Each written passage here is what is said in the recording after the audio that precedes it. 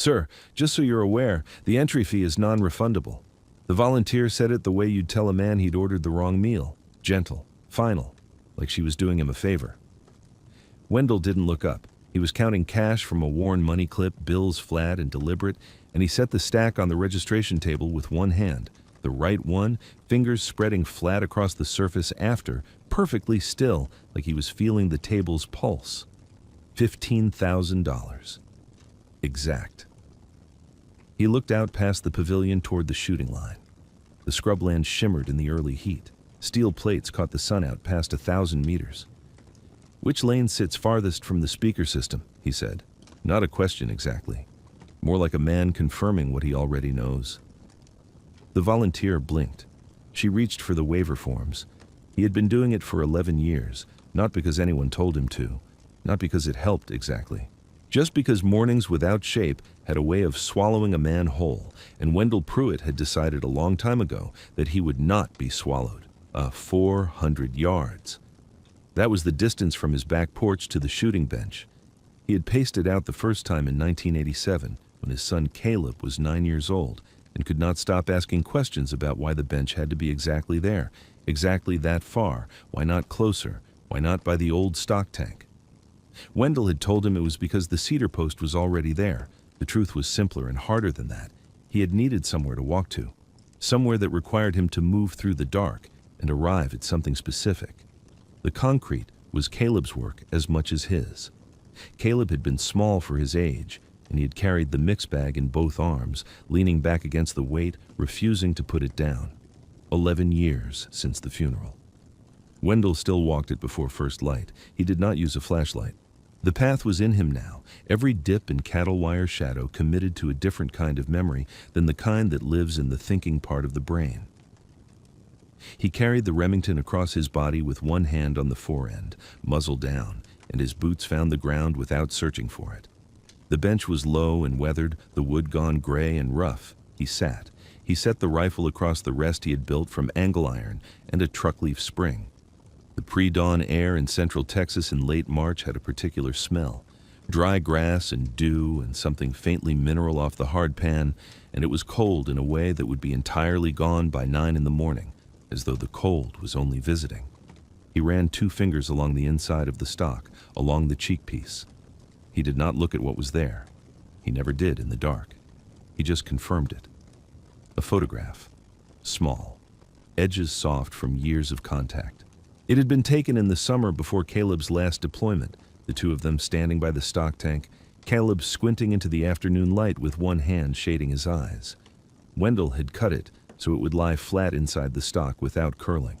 Taped it with 2 strips of electrical tape, precise and flat, the way you tape anything you want to keep. He had put it there the first morning after the funeral. He had not been able to explain why, even to himself, for a long time. Eventually, the reason became clear in the way that hard things become clear, not through thinking, but through repetition. Every time he pressed his cheek to the stock and looked downrange, he was looking in the same direction Caleb had last looked, the same line, the same country. He fired the 5 rounds, steel disc, cedar post, 400 yards. The hits came back as clean, flat rings, evenly spaced. No hurry, no excess motion between shots. He worked the bolt the way a man turns a key in a familiar lock. When he was done, he sat for another few minutes. The sky was going gray-blue at the horizon's edge, that thin early color that exists for maybe 8 minutes and then burns away. He tapped the stock twice with 2 fingers. The photograph was still there. He picked up the rifle, walked back toward the porch, and did not look back at the bench. The drive out to the range took 40 minutes on a 2-lane road that went nowhere else. Mesquite on both sides. A hawk working a thermal over the scrubland, circling the same column of air the way a man works a problem he can't quite solve. Wendell drove with his left hand low on the wheel, and his right hand flat on the center console, fingers spread. The radio was off. He'd passed 3 pickups pulling in closed trailers, carbon fiber cases visible through the back windows, sponsor decals, flags from precision rifle forums, men who'd driven from Dallas, from Austin. One plate said Colorado. He let them pass. The range was a newer operation. Private. concrete shooting pads, adjustable benches with rails and bubble levels built in, a pavilion with canvas awnings in sponsor colors. A woman in a polo shirt was coordinating a bag drop. Somebody had a cart. Wendell looked at none of it with any urgency. He parked at the far end of the lot, pulled the Remington from behind the seat in its worn canvas sleeve, and walked to the sign-in table. They gave him lane 14, farthest from the pavilion, like he'd asked. He set up without ceremony. No carbon fiber, no specialized drag bag with embroidered call signs. The canvas sleeve went under the bench. He laid the rifle across the rest, adjusted the bipod one click, and then set his right hand flat on the bench rail. Fingers spread. Still. He read the mirage line off the distant berm the way a man reads weather off a ridgeline, not looking at it directly, watching the shimmer at the edge of it. The wind was coming in off the mesquite flats at roughly 8 miles an hour, quartering left, shifting in 40-second intervals. He'd felt it in the parking lot. He already knew. He didn't pull out a Kestrel. He didn't open a ballistics app. 3 lanes down, Dara Okonkwo was setting up her kit. She moved with the efficiency of someone who had been through more pre-op equipment checks than she could count. Everything in sequence, nothing reconsidered, nothing wasted. She was attaching a Schmidt and Bender to a chassis rifle when something in her peripheral vision made her stop. Not a sound, not a motion, the opposite of motion. She looked over. The man in the frayed canvas shirt had both elbows on the bench and his right hand flat against the rail, and he was not moving. He was not checking his scope. He was not consulting anything. He was watching the air over the 1,000-meter berm the way a man watches a fire, reading something inside it. She had seen that posture before. Specifically, she had seen it in the classroom at Quantico, described in curriculum diagrams. She had never seen it in a civilian. She turned back to her scope rings, torqued them down, did not look again. But she noticed. Wendell had already noticed her noticing. He didn't turn his head. He didn't shift his weight.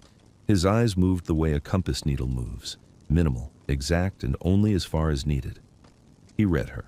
Service branch by posture, experience level by how she set the bipod feet without looking down, situational awareness by the way she'd already clocked every other shooter on the line before he'd clocked her.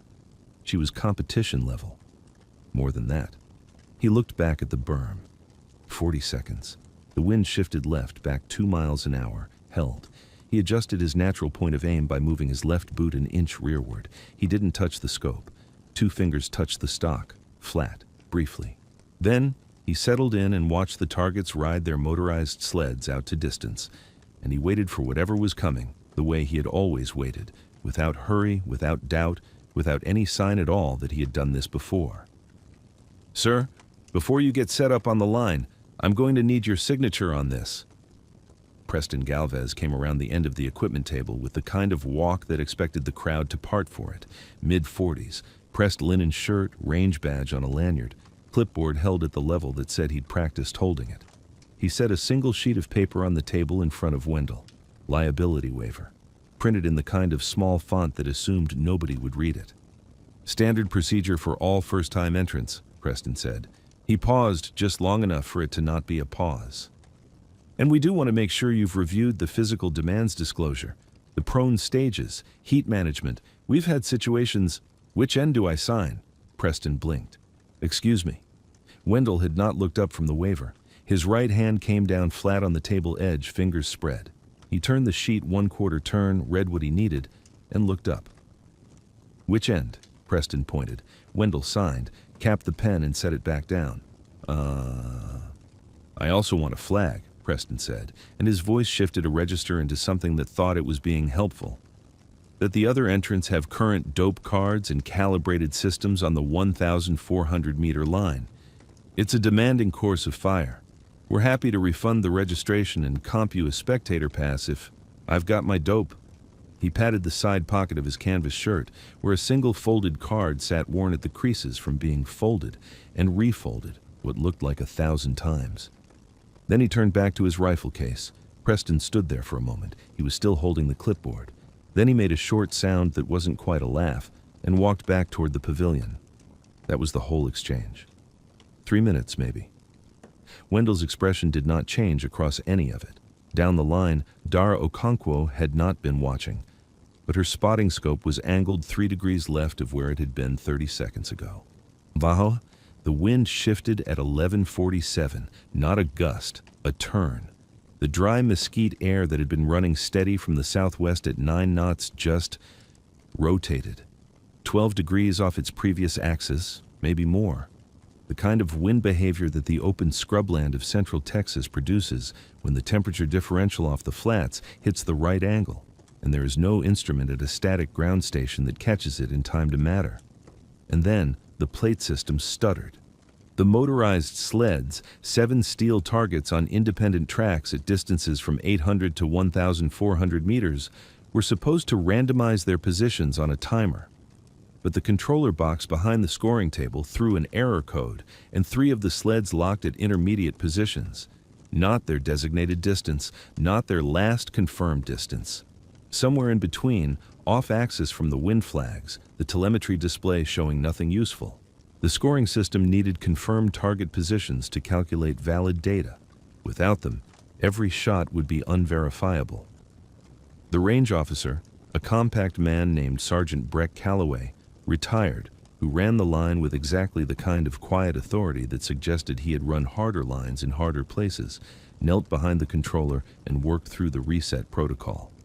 The other shooters were stepping off their mats, checking phones, talking to spotters. Someone in the pavilion was already pulling a ballistic app, running calculations off wind flags that were now 40 seconds out of date. Preston Galvez was walking toward the scoring table with his clipboard. The wind turned again, slightly. The mirage off the 500-meter berm shivered and bent. Wendell Pruitt was already watching it. "Sir, I need you to acknowledge that..." The horn sounded, one long blast from the range tower, not the start signal, the hold signal. Preston Galvez stopped mid-sentence. His mouth stayed open half a beat too long before he closed it. The waiver was still in his hand, one corner bent from where he'd been tapping it against his clipboard. Down the line, the automated plate system had done something it wasn't supposed to do. 3 of the motorized sleds had stopped tracking. 2 others were drifting in the wrong direction entirely, stuttering against the wind in little mechanical lurches, steel plates spinning sideways on their mounts. The range officer was already on his radio, voice tight, talking to someone in the control shed who was apparently not giving him good news. The wind shifted, right to left. Then, 30 seconds later, back. Then something different, a quartering push off the mesquite that didn't belong to either of the first 2. That was the problem. The system wasn't built for inconsistent intervals. It was calibrated for a predictable crosswind cycle, and whatever was coming off the flats right now had broken the pattern. The ballistic calculators on the bench tables had stopped agreeing with each other. One was reading 4.2 miles per hour, another said 6.8. The difference over 1,400 meters wasn't an inch. It was the difference between a hit and a miss by 3 feet.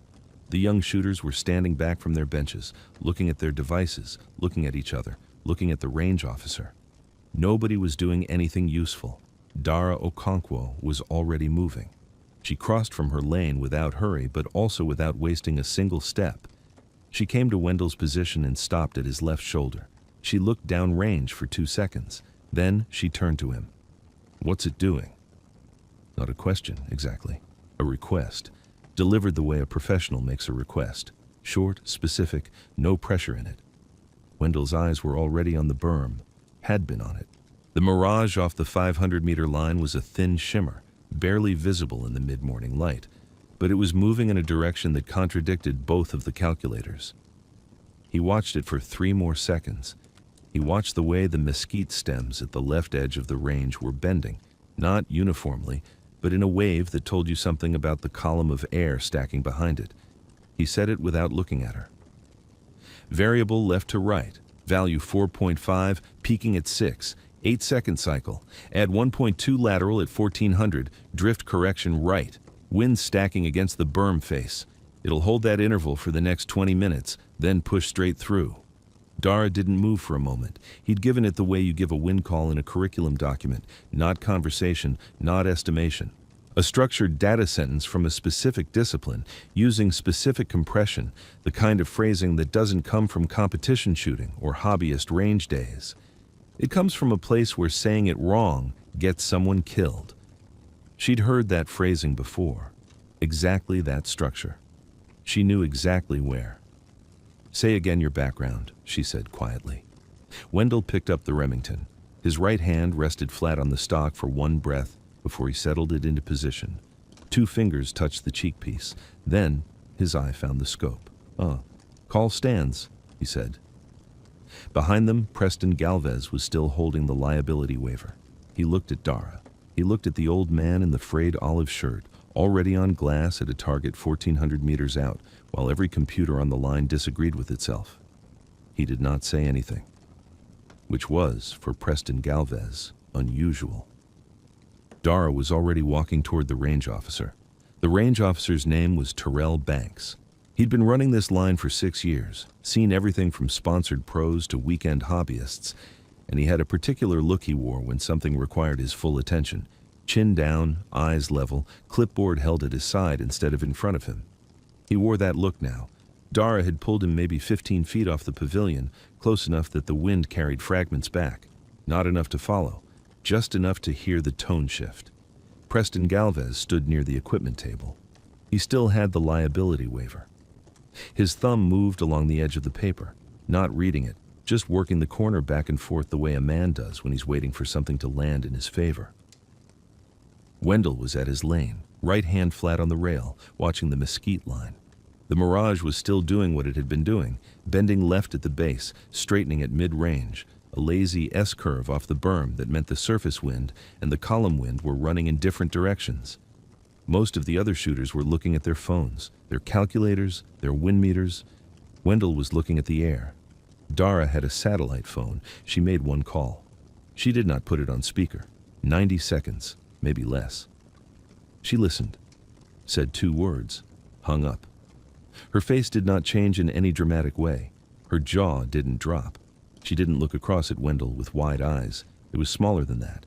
She stopped moving for a moment, just stopped, the way a person does when something they suspected turns out to be exactly, precisely true. Then she turned to Terrell Banks and said 3 quiet sentences and handed him the phone so he could confirm the number himself. He confirmed it.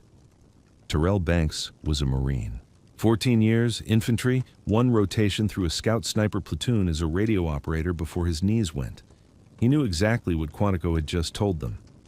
His clipboard came down. He walked out to the middle of the pavilion. "I need everyone's attention for a moment." The other shooters looked up. A sponsor's rep near the banner stopped shuffling papers. Preston Galvez turned, thumb still working the corner of the waiver. "We've confirmed," Terrell said, and he said it the way you say something you want each word of to land separately, "that we have on the line today Master Gunnery Sergeant Wendell Pruitt, United States Marine Corps, retired. 26 years service, Scout Sniper Instructor Quantico." He paused.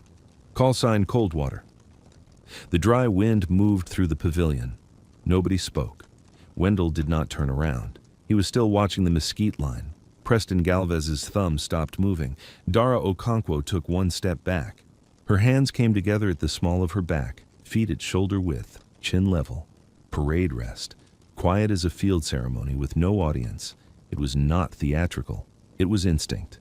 The kind of thing the body does when the mind finally understands what it is standing next to. Terrell Banks looked directly at Wendell's back for a long moment. Then he came to attention and held it. Preston Galvez looked at the paper in his hands.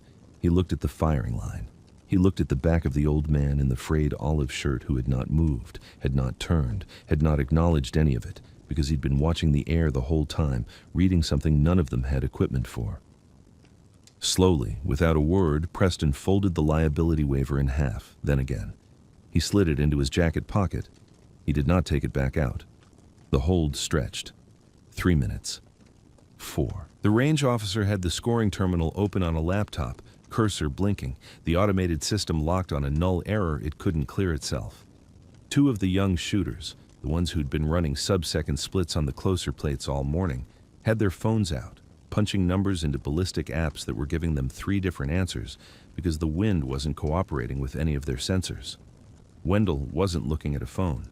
He was looking at the berm, specifically at the heat shimmer rising off the packed caliche about 60 yards downrange, where the Mirage was doing something the instruments couldn't read, boiling slightly left, then flattening, then rolling back in a slow undulation that happened on a cycle nobody had thought to measure because nobody here had learned to look for it. The mesquite flats do that. The wind doesn't just shift direction out there. It breathes. Inhale, hold, exhale. 40 seconds if you're patient enough to count.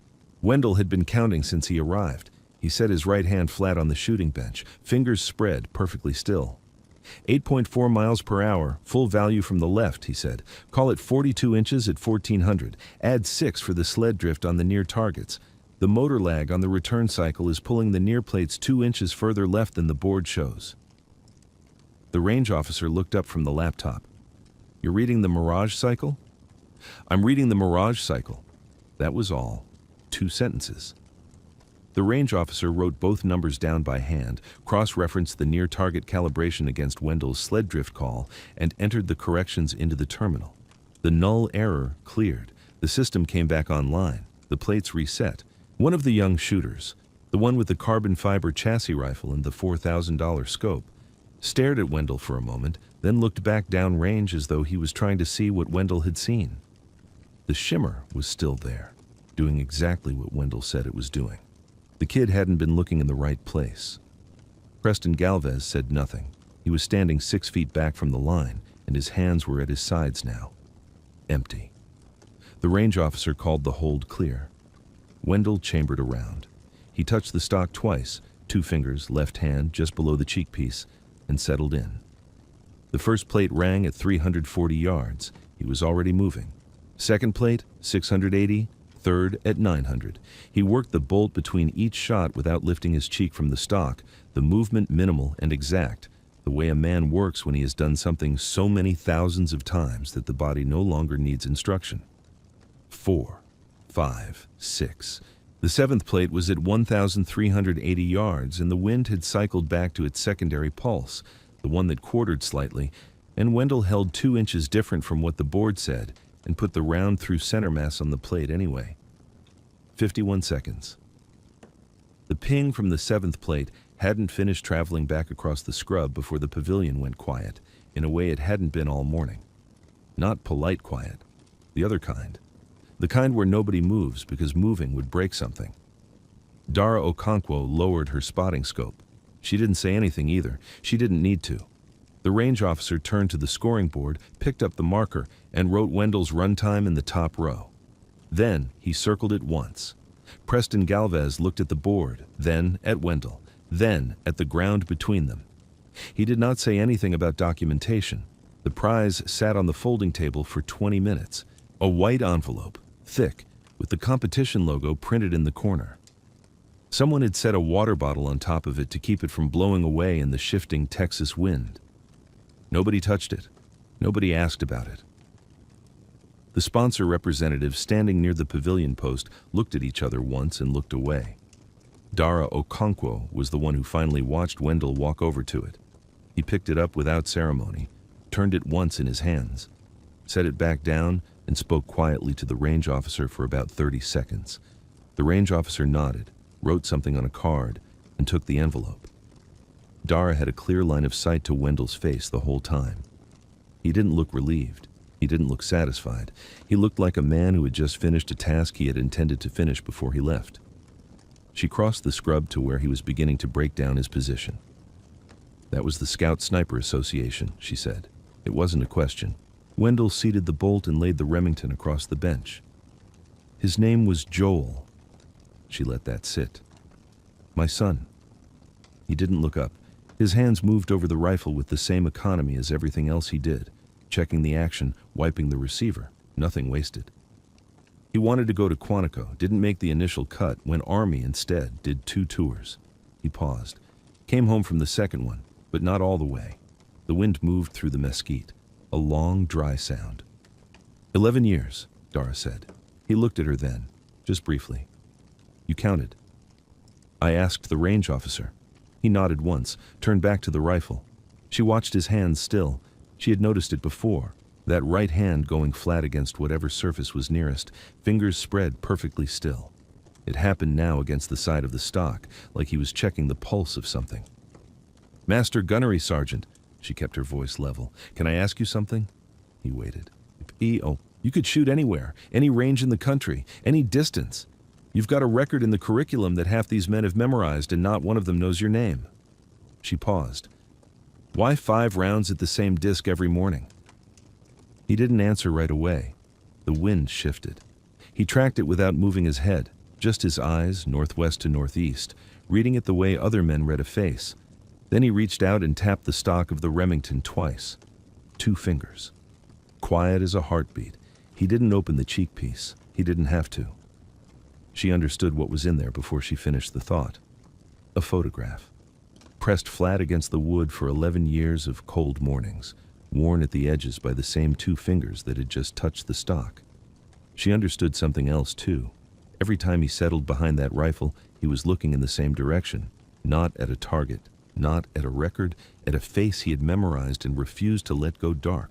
5 rounds. 5 hits. The sound of steel in the early quiet. Not practice, not grief exactly. Something steadier than grief. A man keeping his word to someone who couldn't hear it anymore. Dara Okonkwo stood in the dry Texas wind with her hands at her sides and did not say anything for a long moment. Then she came to parade rest. Not sharply. Quietly. The way you stand at a grave when there's nothing left to do but be present. Wendell finished breaking down the rifle. He zipped the case. He picked it up. 5 rounds is enough, he said. He walked back toward the parking area. He didn't look at the pavilion. He didn't look at the board where his time still sat at the top. He walked the way he always walked, like a man who knew exactly where he was going and had already been there 1,000 times. He got home before dark had fully settled, parked the truck, sat in it for a moment with both hands on the wheel. Then he got out. The walk was 400 yards. He knew every foot of it, but the place where the ground dipped left of the old fence line, the cedar that leaned south from 30 years of wind, the bench, gray and solid, poured in August of 1987 with a 16-year-old who kept getting concrete on his shoes and laughing about it. Wendell settled in, didn't adjust anything. The rifle came up the way it always did. 1 round, not 5, just 1. The steel disc rang out in the dark, clean, high and clear. He worked the bolt and set the rifle across his knees. The wind off the mesquite was cool now, stars coming in from the west. He put his right hand flat against the bench, fingers spread. Still. He'd entered the competition because Caleb used to say he wanted to watch his father shoot someday, when he was old enough to go, when he had more time.